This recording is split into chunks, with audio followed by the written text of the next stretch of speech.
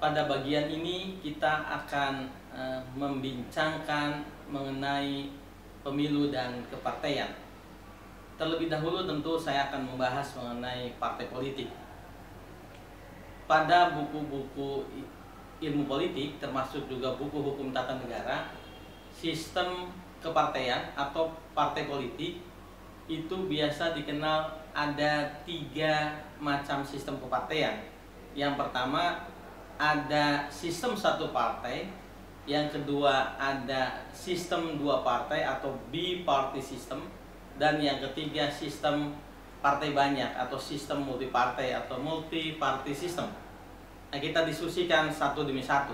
Namun sebelum itu, orang seringkali menerjemahkan atau mengartikan sistem satu partai, 2 partai atau banyak partai dengan melihat jumlah partai yang ada di negara itu atau jumlah partai yang ada dalam suatu sistem politik di suatu negara. Ini tidak sepenuhnya benar, karena yang dimaksud dengan sistem satu partai, 2 partai, multi partai atau setengah partai yang akan kemudian dijelaskan nanti, itu sebetulnya tidak bisa dilihat dari banyaknya partai yang ada, tetapi bisa sebaiknya dilihat dari kualitas yang mengisi parlemen, seberapa banyak kursi yang diperoleh oleh suatu partai politik ketika mengisi parlemen, tentu hasil pemilihan umum. Misalnya begini, yang satu partai atau sistem satu partai, one party system. One party system bukan hanya ada satu partai dalam satu negara, tetapi yang dimaksud adalah jika parlemen suatu negara hanya dikuasai oleh satu partai saja dalam pemilihan umum yang dilakukan secara berkala dan itu dilakukan berulang-ulang. Jadi yang menangnya hanya partai X saja di suatu negara itu atau partai Y saja di negara itu, maka itu yang disebut dengan sistem satu partai. Misalnya Indonesia di masa Orde Baru, ketika golongan karya itu menguasai parlemen secara mayoritas, sementara yang lainnya hanya mendapatkan kursi minoritas. Partai Baath di Irak dan Partai Komunis Cina di Tiongkok itu contoh lain yang disebut dengan sistem satu partai. Sedangkan sistem 2 partai atau biparty system adalah manakala parlemen di suatu negara atau di negara yang bersangkutan diisi secara mayoritas, jumlah mayoritas kursi dikuasai oleh 2 partai secara bergantian.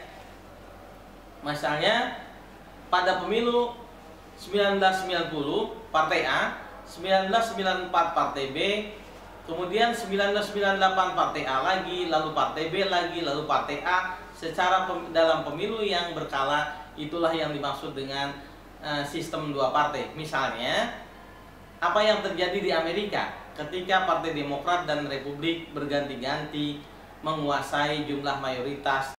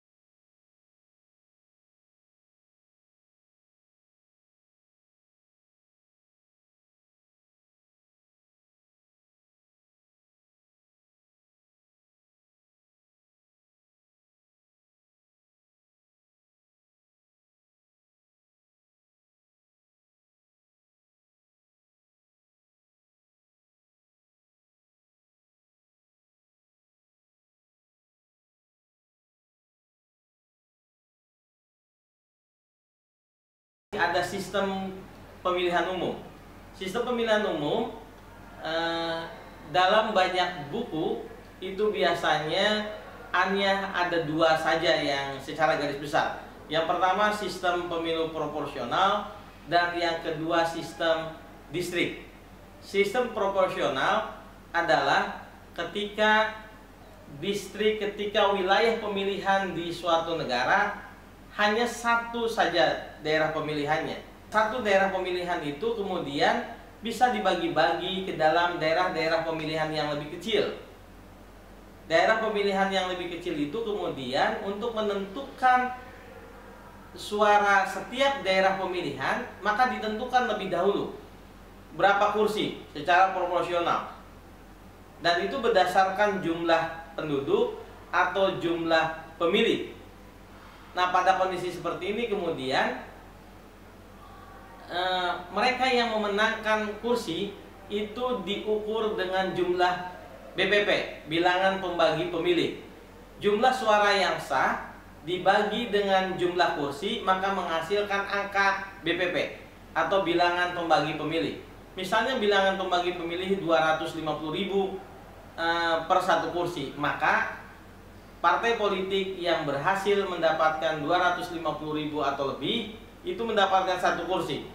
Kemudian kelipatannya demikian, jika 500.000 berarti dua kursi. Mereka yang tidak memperoleh itu ada bilangan pembagi pemilih yang sisa, ada sisanya. Ketika sisa suara itulah kemudian dikonversi menjadi satu kursi juga. Ketika jumlah kursi masih tersedia, begitu terus pembagiannya. Sementara yang kedua adalah sistem pemilihan umum dengan cara distrik. Suatu negara dibagi ke dalam distrik-distrik, lalu kemudian di distrik itulah terjadi kontestasi antara satu partai politik dengan partai politik lain, dan sistem distrik ini memungkinkan the winner take all. Jadi ada istilah pemenang mengambil seluruhnya. Kalau misalnya 2 jatah kursi, maka partai politik yang memenangkan pemilu di sana walaupun dengan suara yang selisihnya sedikit tetapi mengambil seluruh kursi yang ada itu. Nah, 2 sistem ini secara umum dipakai di beberapa negara. Indonesia menggunakan kedua sistem ini sekaligus. Sistem proporsional itu dilakukan ketika pemilihan legislatif DPR dan DPRD, kabupaten, kota, dan provinsi. Sedangkan sistem distrik, jadi sistem proporsional digunakan untuk pemilihan legislatif DPR dan DPRD, sedangkan sistem distrik digunakan ketika memilih Dewan Perwakilan Daerah. Nah, 2 sistem inilah yang dianut di Indonesia. Saya pikir itu. Terima kasih.